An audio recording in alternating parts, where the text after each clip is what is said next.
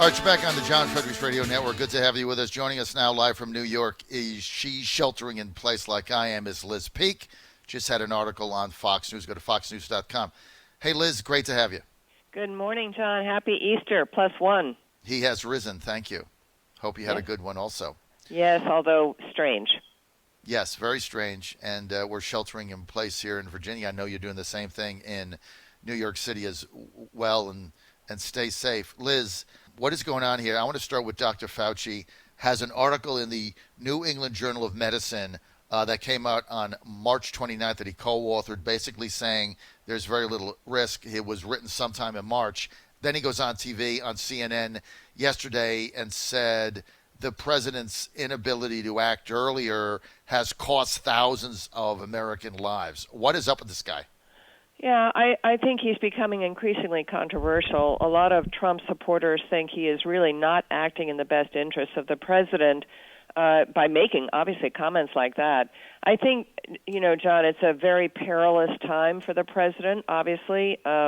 It was big news today that he had retweeted something about Fauci being fired. I don't think it would be a good idea to fire Fauci. Look, he is what he is. He's a doctor, and he is advising on keeping the country safe. He is not someone who has a balanced view of how to also promote the economy, put people back to work, etc. It seemed, in that piece, I likened him and Deborah Birx to corporate lawyers. The joke, if you're a banker of some sort or a person trying to do deals, is that the corporate lawyer always says no. That's his base. That's his starting point, because there's no risk in him doing that. For Fauci, the risk is saying, yes, we can allow people to go out of their homes and go back to their workplaces, et cetera. There's nothing to gain for him by that. And obviously the safest thing, and we see it in the numbers, is to keep everybody at home forever. Well, you know what? We can't do that for many reasons, including the fact, frankly, that these trillions of dollars, people are acting like they're just sort of coming out of a big old ATM in the sky. Guess what? They're not. We're going to have to pay those bills at some point. And the only way we're going to pay them is to get the economy started up again. So Fauci has his role to play, but he is not the oracle here. He is not the person that really is going to guide the country. That is Donald Trump. And, boy, I tell you what, I don't envy him. I'm going to play for you what the president said on Justice with Janine about reopening the country. Carol, let's play cut 3 Trump. Well, Janine, I think it's going to be the toughest decision that I've ever made. I really, hopefully that I ever will have to make, but it's certainly the toughest decision that I've ever made. And I hope that I'm going to make the right decision. I'll be basing it on a lot of very smart people, a lot of professionals, doctors, and business leaders. There are a lot of things that go into a decision like that, and it's going to be based on a lot of facts and a lot of. For 3 weeks here now, Liz, that whatever decision is made, the economic impact and the disaster that this economic shutdown is causing, the pain this is going to be causing for millions and millions of Americans, has to be factored in. It ought to be side by side. The number of businesses getting closed, jobs getting. By the end of April, 30 million people to 35 million people are going to be unemployed. That's a third of people working. I mean, the country can't go on this way. Well, that's the point. And so the question is, how can we do it safely? And Trump's exactly right. He's got to factor in what the doctors say, what the businesses say. John, you and I know, if you can have a hardware store thought to be an essential business open and doing business in this time, you can also have a shoe store with proper safeguards. You can have an auto dealership. I mean, there are all kinds of businesses that, in my view, can be allowed to operate safely. They have to incorporate the social distancing and the careful approach that has been working in many cities and states, but they can open and they can do business. And guess what?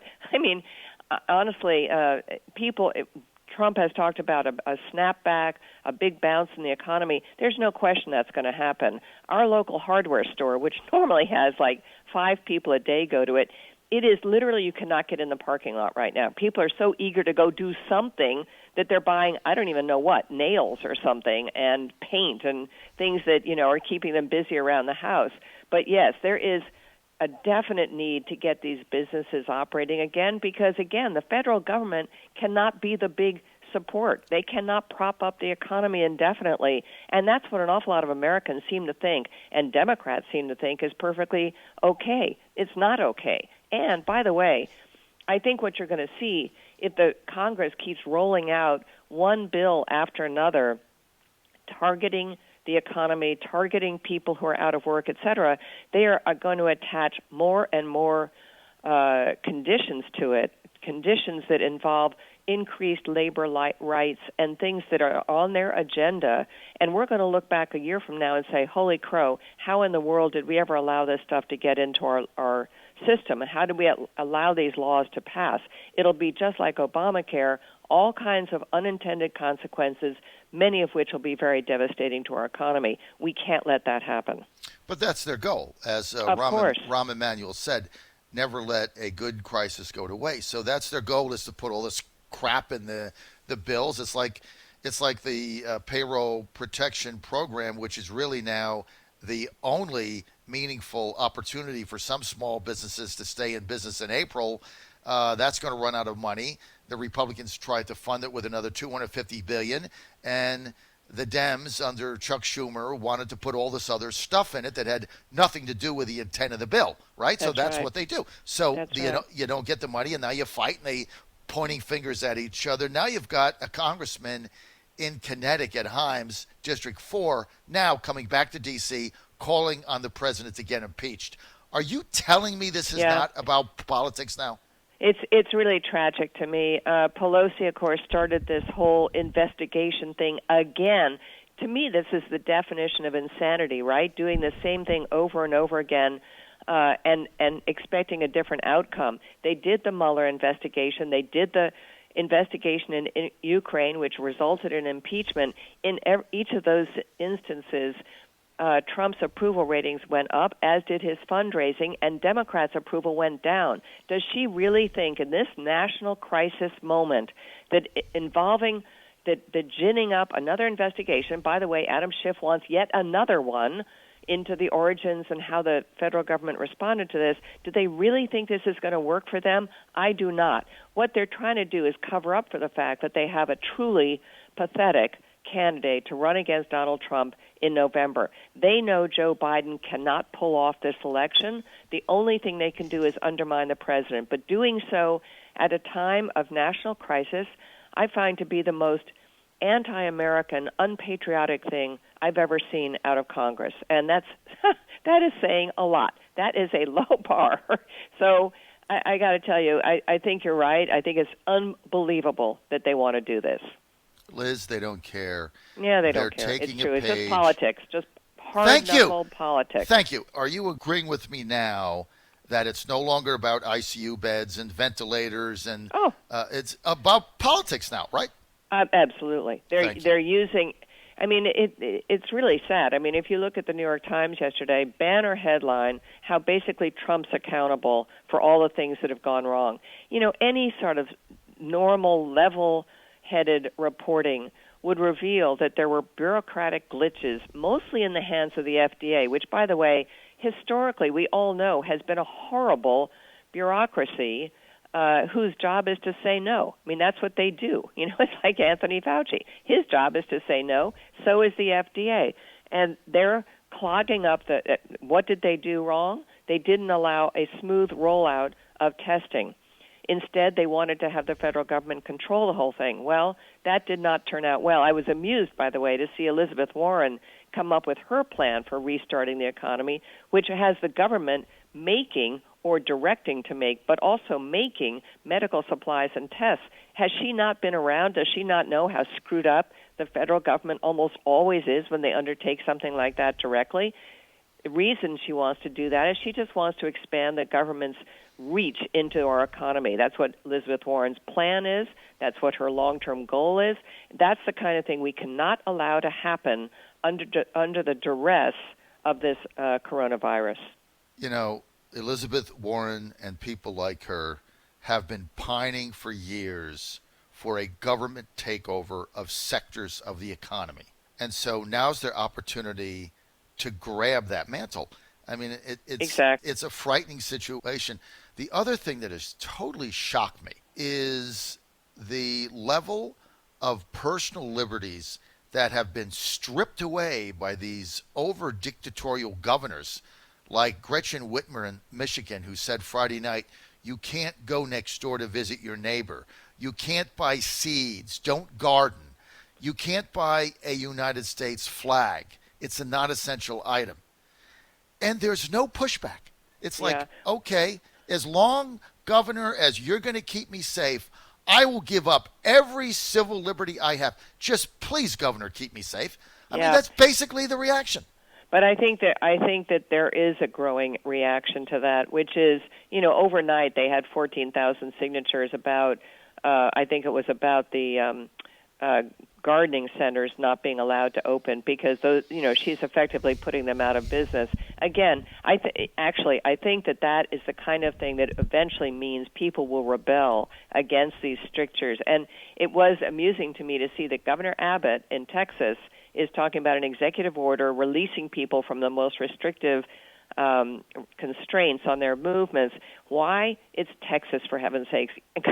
Governor Abbott understands that they're not going to sit home for another month and have somebody, a government official, tell them what to do. That's just not how Texans see themselves. And I think across the country, you are beginning to see people are chafing at these restrictions. Now, in some places like New York, they're not chafing enough. I mean, they're chafing too much. They really have to. There are communities in New York which are not obeying the rules at all, and they're endangering other people. But I think across the country, people are not that stupid. I know what I can do that's safe and what's not safe. I know my health conditions. Other people do too. So we have to let Americans incorporate their common sense and their own good judgment into some of this decision-making. Well, what is going to break the dam is one of these red state governors is going to open up schools. And the minute they do that, I don't know if it's going to be Florida, if it's going to be Abbott in Texas, if it's going to be Kay Ivey in Alabama, the guy in Mississippi. One of these governors is going to open up the schools, and that's going to send a statement. And what DeSantis said the other day, and he got just skewered for this. And the guy was so spot on. He said, okay, there's 5 people under the age of 25 who have died. 3 of them had very compromised situations. 2 of them we haven't figured out. There's 100 million kids in school in the United States. There's 2 people under the age of 25 who've died. 1 under the age of 18, and that person was 5. And so why don't we open up the schools? Yeah. And he got skewered. He got absolutely skewered that he was putting children in danger.